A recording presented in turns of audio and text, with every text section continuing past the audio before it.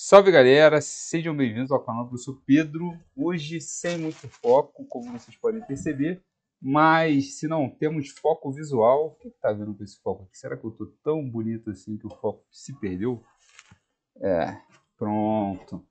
Agora com foco visual a gente vai discutir um pouco com o cabelo bem cortado, vamos discutir um pouco o foco de alguns programas que estão sendo implementados no governo federal e um programa que tem passado incólume por muitos, em que, em sua primeira versão, houve uma polêmica, né, dizendo que o governo estava passando parte do salário dos trabalhadores, que era o FGTS, para a iniciativa privada, havia a questão do Desenrola 1.0, agora a gente vai discutir o Desenrola 2.0. O que está acontecendo com esse programa?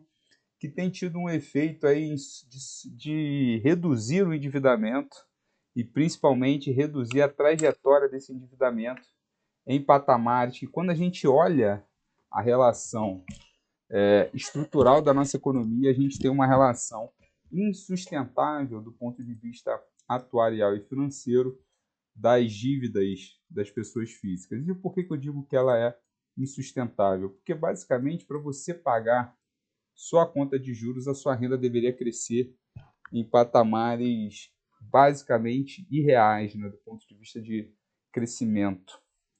Então vamos olhar aqui o que está acontecendo com o grande endividamento das pessoas.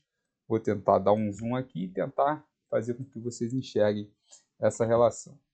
Primeiro, a gente tem que analisar que as taxas de juros nas linhas de crédito, comparando o Selic, crédito livre e o cartão rotativo, são muito diferentes. Então, no Brasil, a gente tem taxas de juros não apenas altas para o governo federal, mas a taxa de juros para as famílias é muito alta. E quando a gente evidencia a questão da inadimplência das famílias brasileiras, a gente tem algumas incongruências. Apesar de 30% das famílias hoje estarem praticamente com a renda comprometida, 30%, entre aspas, estariam inadimplentes, quando a gente pega o grau de inadimplência da nossa economia é muito baixo, é próximo de 4%. Além disso, né, quando a gente vê a renda comprometida sobre a Selic, a gente não vê nenhum tipo de efeito, então isso chama um pouco a atenção. Então esse dado aqui deveria conversar com esse, que é um dado feito pelo Bacen, e essa conta não conversa. Então essa pesquisa a gente precisa entender se de fato está conseguindo capturar esse movimento. Quando a gente pega a taxa de juros livre, a pessoa física, que cresce a patamares ainda mais irreais do que a Selic, a gente também percebe que não tem o mesmo movimento no efeito sobre o endividamento das famílias. Já o saldo da carteira de crédito cresce, seja o saldo total, seja de crédito livre, e obviamente impulsionado por ele, e o crescimento do crédito, na realidade, ele vem se reduzindo a patamares menores, né, do que a gente evidenciava no passado recente. Então, em certa medida, o que a gente pode argumentar aqui? Deixa eu tirar para cá e fazer assim. A gente pode argumentar que existem sim movimentos no mercado de crédito que a gente precisa entender, a gente precisa ficar atentos em relação a algumas questões. A principais delas é que o custo do crédito e o comprometimento da renda das famílias, ele tem uma certa relação bem difusa, né? Ou seja, parece que a coisa não funciona muito bem, então existem aí questões que a gente precisa entender de uma maneira mais próxima para poder falar sobre esse canal de transmissão do crédito em relação a outras variáveis que a gente pode considerar um pouco mais que façam sentido.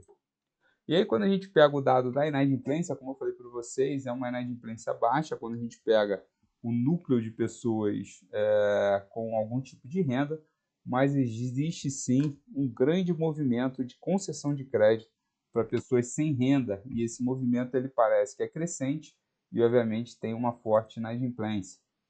E para piorar, a inadimplência ela vai subindo conforme a renda das famílias vai aumentando dentro desse período, e mais, existe toda uma caixa de pessoas sem renda que estão recebendo crédito, a gente não entende o porquê.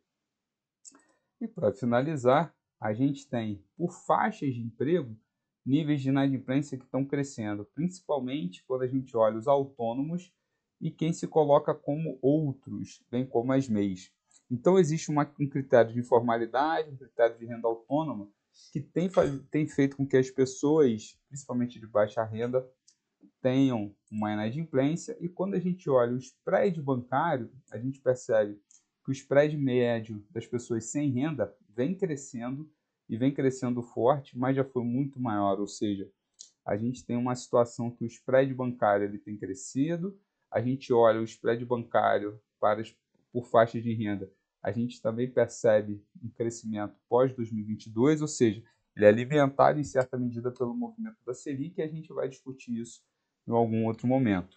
Então, a gente tem um mercado de crédito, meus caros, que tem problemas estruturais e esses problemas estruturais não estão sendo resolvidos e não estão sendo atacados pelo Banco Central e mais. O aperto monetário tem feito com que o aumento da Selic cause aumento de spread, ou seja, aumento de lucros e markup para o sistema financeiro, em detrimento, obviamente, da ponta endividada, ou seja, os endividados estão pagando essa conta duplamente, porque as famílias no Brasil pagam não só as suas dívidas, como também as suas dívidas são alimentadas pela perda de renda disponível por conta de aumento de tributos para pagar ainda mais a Selic, ou seja, a conta é triplamente negativa e a gente vive dentro desse processo uma lógica de hiperfinanciarização, onde apenas o setor financeiro, ao que parece, está lucrando com esse movimento de aperto monetário, onde você tem um processo de desindustrialização, a gente tem um processo de hiperendividamento, a gente tem um processo de relação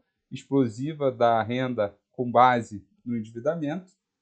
E, nesse sentido, a gente tem uma situação em que o país deixa de crescer, deixa de consumir, deixa de ser um país economicamente vivo, viável, por conta de uma política de juros que não consegue dialogar para além do binômio inflação e juros, o que obviamente parece uma falácia, dado que hoje a gente vive um momento de menor inflação dos últimos 4 anos, desde a criação do Plano Real.